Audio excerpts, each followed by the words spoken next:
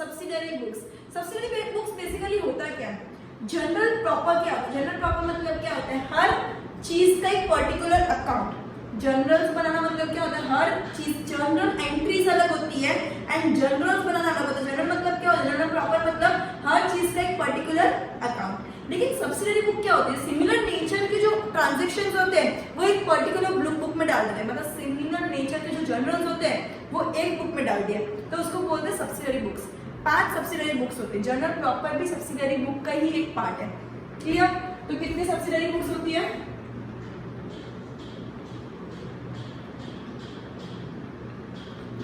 5 subsidiary books होती हैं।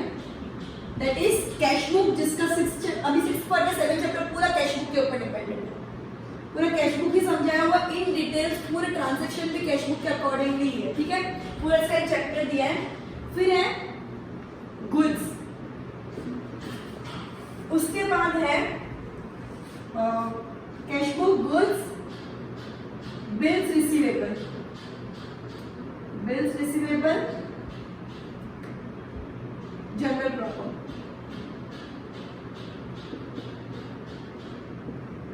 Sorry 5 नहीं, 4 है। ठीक है, एक है कैश, एक है गुड्स, एक है बिल रिसीवेबल का और एक है जनरल प्रॉपर। जनरल प्रॉपर जो इन सब में कवर नहीं है वो जनरल प्रॉपर में।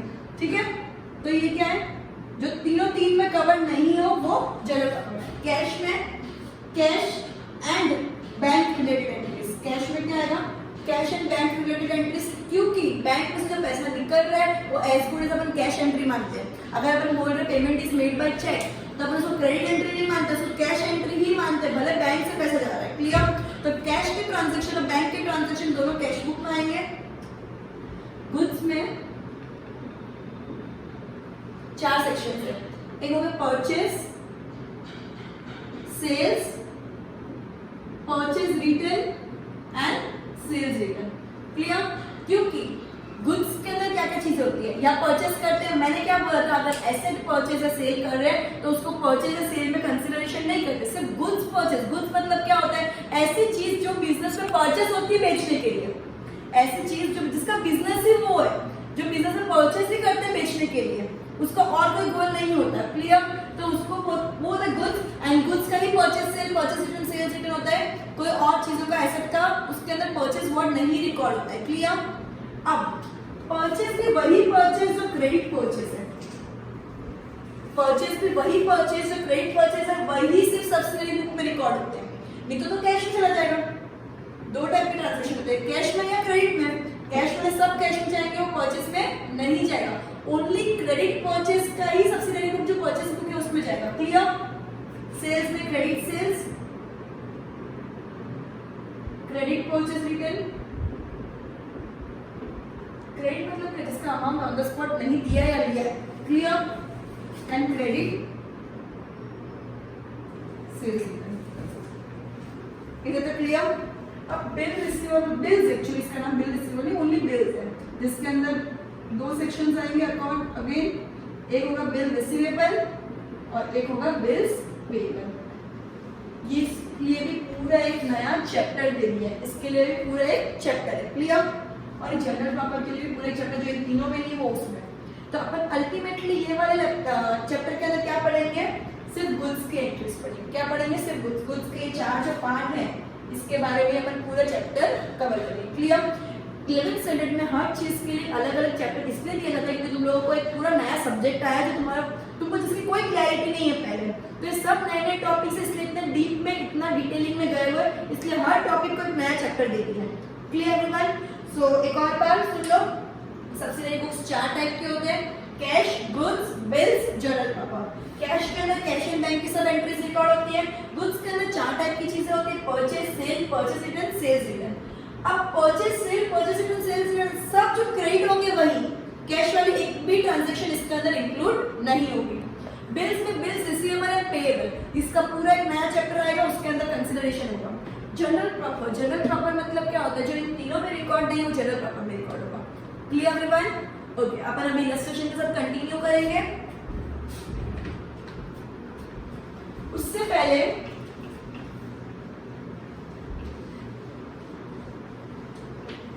सबसे पहले मैं परचेस के बारे में पढ़ेंगे तो परचेस के पहले 5 बता दो कि किस किस चीज में परचेस की बुक्स बाइफरकेट की हुई है, ठीक है, अलग कर गई है। सबसे पहले परचेस के बारे में पढ़ने वाले हैं। अब परचेस के अंदर भी दो टाइप की बुक बनती है, एक होती है सिंपल परचेस बुक और एक होती है कॉलमनर परचेस बुक, ठीक है। अब सिंपल परचेस बुक क्या होता है, अगर कोई इंसान एक ही टाइप के गुड्स बेच रहे हैं, मतलब समझो मेरा कोई साड़ी का बिजनेस है, मैं सिर्फ साड़ीज ही बेच रही हूँ, क्लियर, तो उसके लिए मैं सिंपल परचेस, लेकिन हो सकता है किसका फर्नीचर का बिजनेस है तो वो अलग अलग टाइप के गुड्स, टेबल्स, चेयर, कबर्ड, अलग अलग वैरायटी के गुड्स बेचते हैं, तो उसका कॉलमनर मतलब क्या, अलग अलग टाइप के गुड्स। तो जिसका सिर्फ एक ही सिंगल गुड्स हो, सिंगल गुड्स ही बेचता हो, तो उसके लिए क्या आता है, सिंपल परचेस बुक। लेकिन अभी कॉलमनर में भी दो आएंगे, जिनके मल्टीपल गुड्स हो तो उनको तो कॉलमनर, अब कॉलमनर में भी क्या दो, एक होता है कि जिनके मल्टीपल गुड्स हो, तो उसके लिए अलग अलग कॉलम्स बनाने पड़ेंगे, इसलिए कॉलमनर बोलते हैं, क्लियर। अब दूसरा होता है गुड्स तो हो, उसके अंदर एक्सपेंसेस भी रिकॉर्ड करना है, गुड्स एंड एक्सपेंसेस दोनों हो, तो उसको क्या बोलते हैं, कॉलमनर। कॉलमनर के दो पार्ट है, एक है गुड्स मल्टीपल हो, मल्टीपल गुड्स हो, अलग अलग गुड्स हो, एंड वैरायटी ऑफ गुड्स हो, और एक हो गुड्स और एक्सपेंसेस दोनों रिकॉर्ड करना है, तो इनके लिए कॉलम्स अलग अलग बनानी पड़ती है, क्लियर। अभी हो गया परचेस के अंदर दो टाइप। अब इसका परफॉर्मा कैसा है, मतलब इसका जो अपन टेबल बनाते हैं वो कैसे बनाते हैं, क्लियर।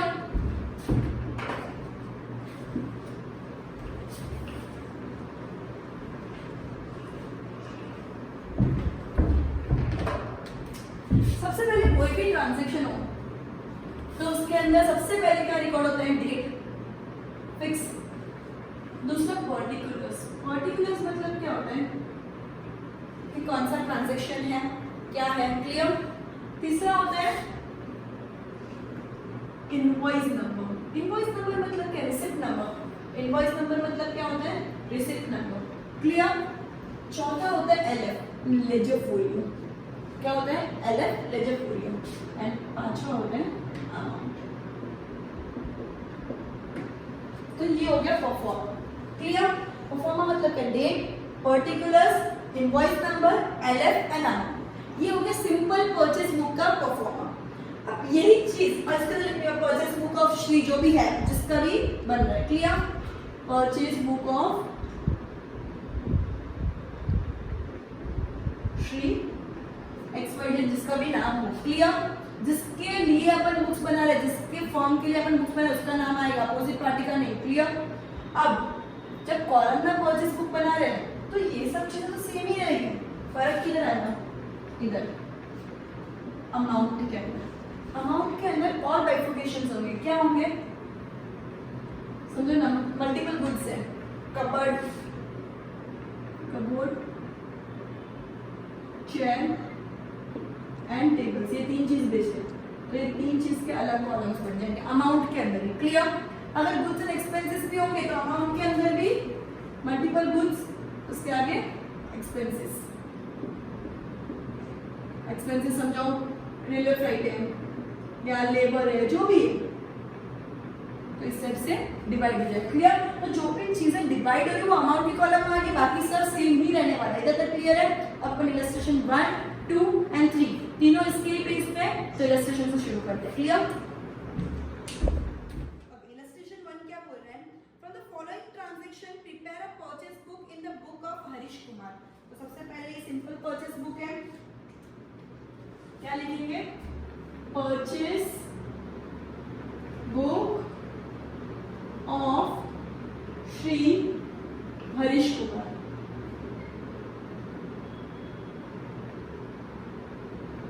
ठीक है। अब क्या कॉलम्स होंगे, सबसे पहले क्या होगा, डेट, फिर नेम ऑफ सप्लायर, मतलब जो पर्टिकुलर्स बोलते हैं ना अपन, उसमें नाम, सप्लायर का नाम लिखते हैं, तो पर्टिकुलर्स के बदले क्या लिखेंगे, नेम ऑफ सप्लायर। फिर क्या आएगा, इनवॉइस नंबर, मतलब बिल का नंबर, फिर एलएफ एंड लास्ट में अमाउंट, रुपीस। नेक्स्ट पेज पे बनाएंगे नोट्स। क्लियर? अब नोट्स में क्या होगा, वो एंट्रीज करते करते बताऊंगी नोट्स में क्या लिखना है। क्लियर?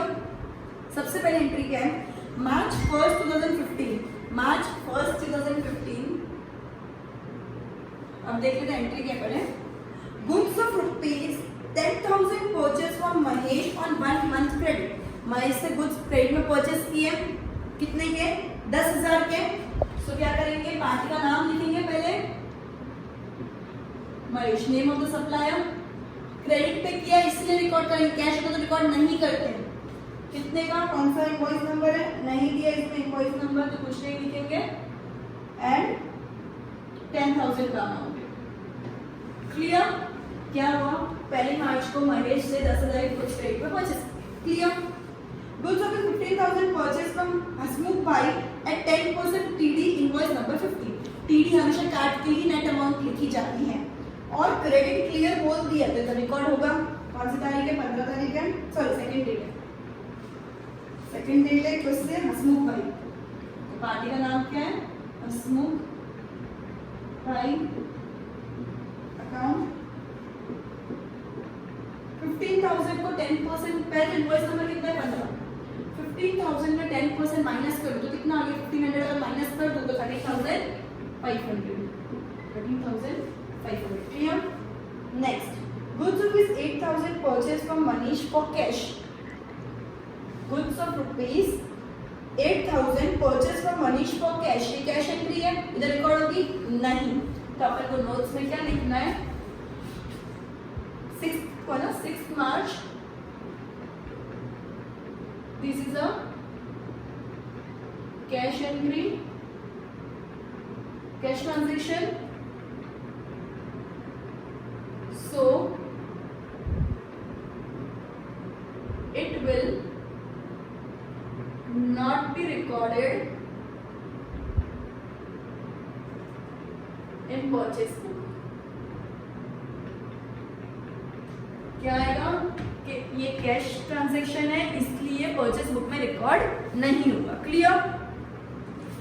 14 डेट का, place an order with Naveen for supply of goods of ₹10,000 at 20% TD. अभी तो ऑर्डर प्लेस किया है, ऑर्डर प्लेस करना कौन सा ट्रांजैक्शन होता है, नॉन इकोनॉमिक ट्रांजैक्शन। सिर्फ ऑर्डर प्लेस किया है, कुछ भी ट्रांजैक्शन हुआ ही नहीं है। तो कौन सी डेट है, 14 March, non economic transaction.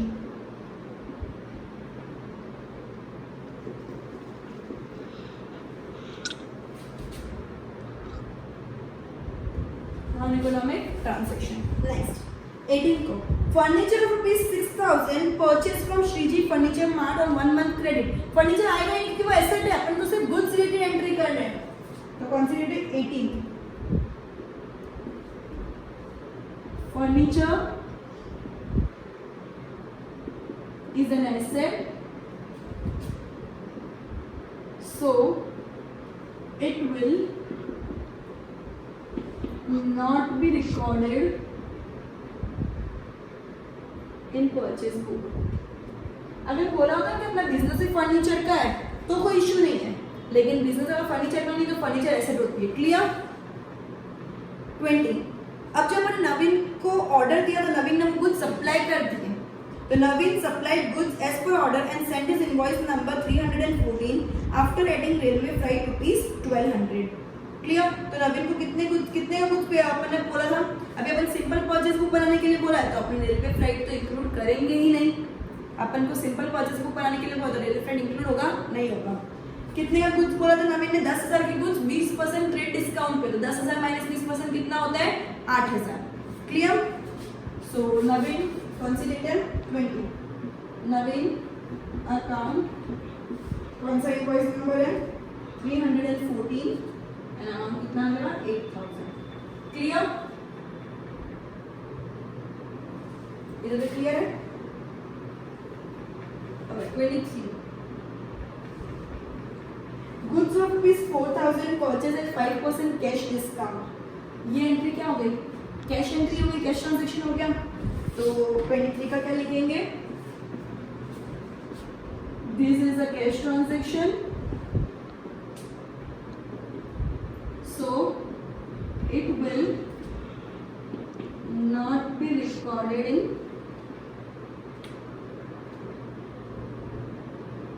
Purchase book. Clear? ये कैश ट्रांजेक्शन है इसलिए परचेज बुक में रिकॉर्ड नहीं होगी।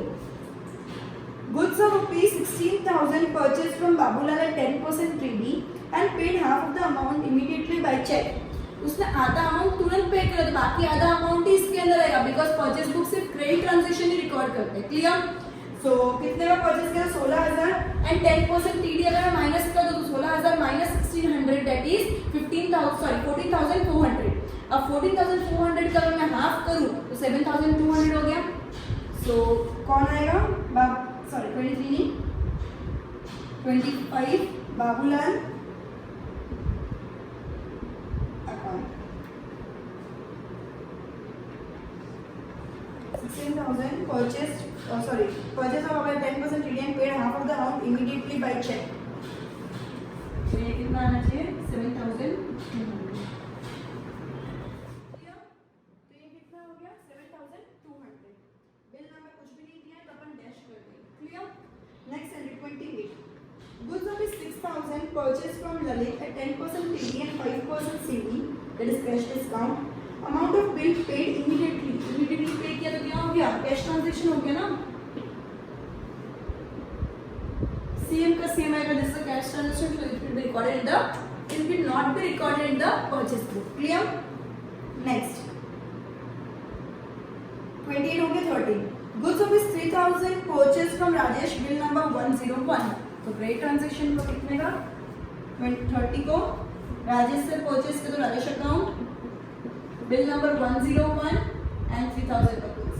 तो टोटल क्या आ जाएगा? 10,000 प्लस 13,005। एक बार राउंड फिगर कर लेते हैं। 8 plus 3 11 11 plus 10 21 21 plus 7,000 that is 28,200 28,700 plus 13। तुम्हारे पास कैलसी करना, ओरल कैलकुलेशन मत करना। 41,700। Clear?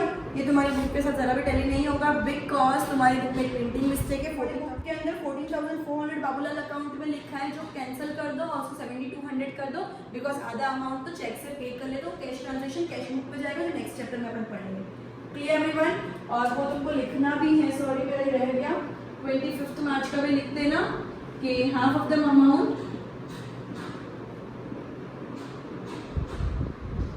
is paid by check, so that amount will be recorded in cash flow। Clear? Okay, so अपन ने फर्स्ट इलस्ट्रेशन कंप्लीट किया और इससे रिलेटेड सम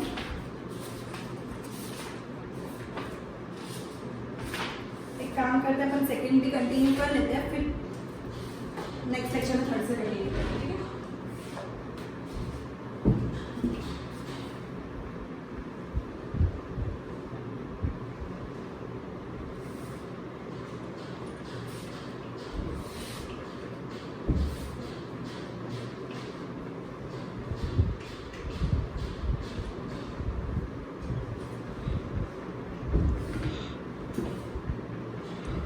अब नेक्स्ट जो है वो कॉलमनार परचेज बुक है, राइट? तो इसके अंदर क्या दिया है?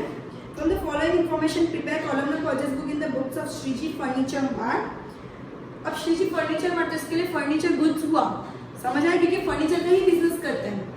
Shriji furniture mart deals in purchase and sale of tablets, chairs and cupboards 2015 April 1। Okay, तब इसके अंदर कौन कौन से गुड्स है? सबसे पहले अपन को वो देखना है, table, chairs and cupboard, right? Table, chairs and cupboard. तो अपन क्या करेंगे? अमाउंट वाले कॉलम में सप्लाई वाला कॉलम को छोटा कर देते हैं।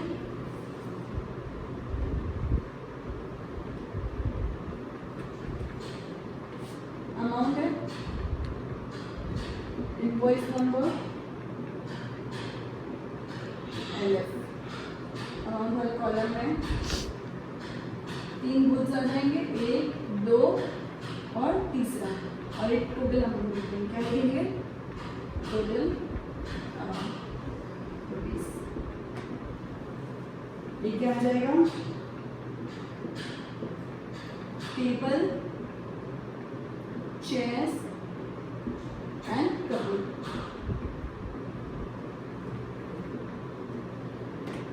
इधर क्लियर है सबको? ओके।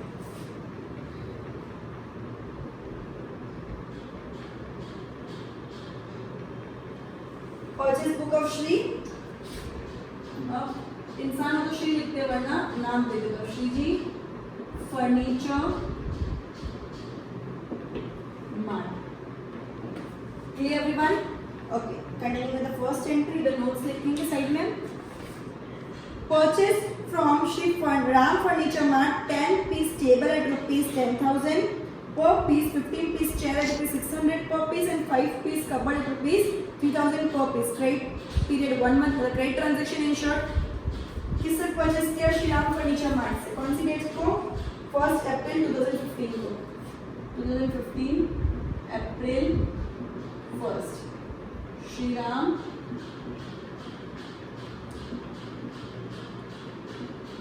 Furniture mart account.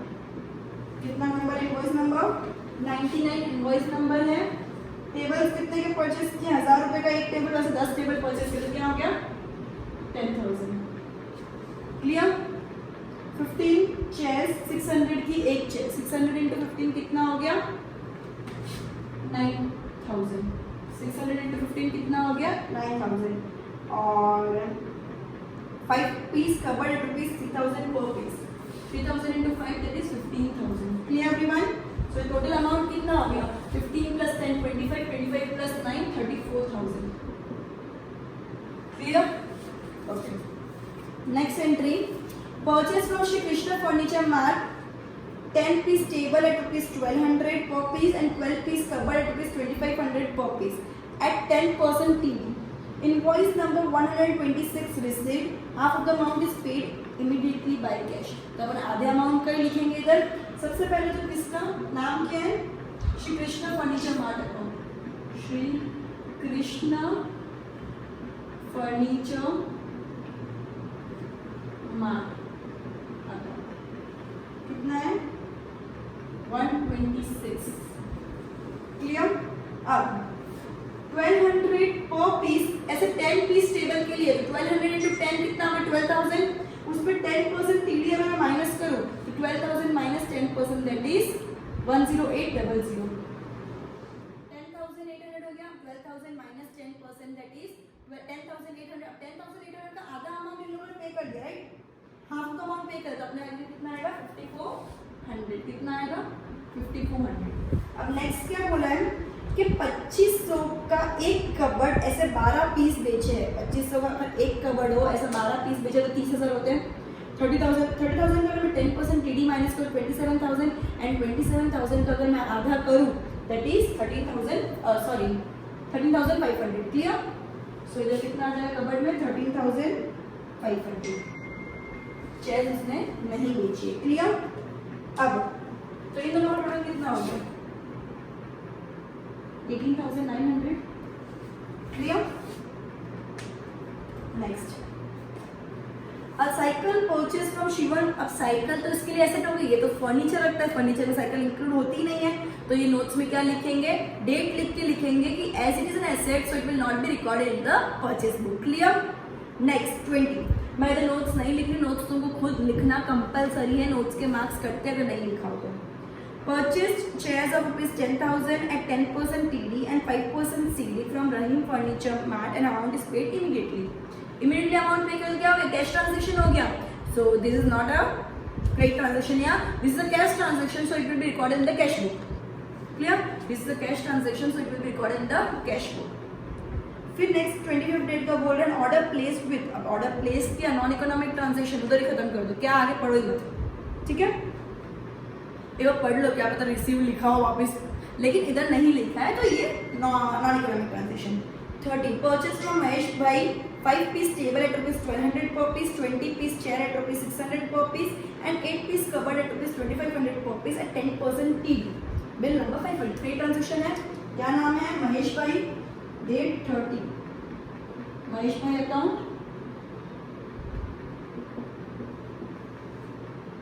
कितना है? 1200 पर पीस, 5 पीस टेबल है, 1200 into 5 कितना होता है 6000, 1200 into 5 कितना होता है 6000, एंड 6000 का अगर 10% टीडी काटूं तो 5400 हो गया। क्लियर? उसके बाद क्या बोला है 20 piece chair rupees 600 per piece, तो 600 into 20 पीस कितना 12000, एंड 12000 माइनस 10% अगर मैं करूँ तो 10800, तो चेयर 10800। एंड लास्ट कबर्ड का क्या बोला है 8 piece cupboard at rupees 2500 per piece, 2500 into 8 करो तो कितना आएगा 20000, 2500 into 8 कितना था 20000, 20000 माइनस 10% दैट इज 18000, तो इन तीनों का टोटल कितना हो जाएगा 34200। क्लियर? अब इन सब का टोटल भी तुमको अकॉर्डिंगली लिखना है, ठीक है। अब 5400 plus 54 10800 plus 10000 20800, 9 plus 10,800 it is 19,800, and 15 plus 18 कितना होता है 15 plus 15 30 33 33 36 500 46,500, एंड फिर इन सब का टोटल अल्टीमेटली कितना आएगा। अब अपना इन लोग का टोटल थोड़ा सेम नहीं है, अल्टीमेटली जो भी है इन तीनों को टोटल करके इधर लिखते हैं। Clear? So goodbye everyone, we'll end this lecture by this sum and we'll continue the next illustration in the next lecture. Goodbye.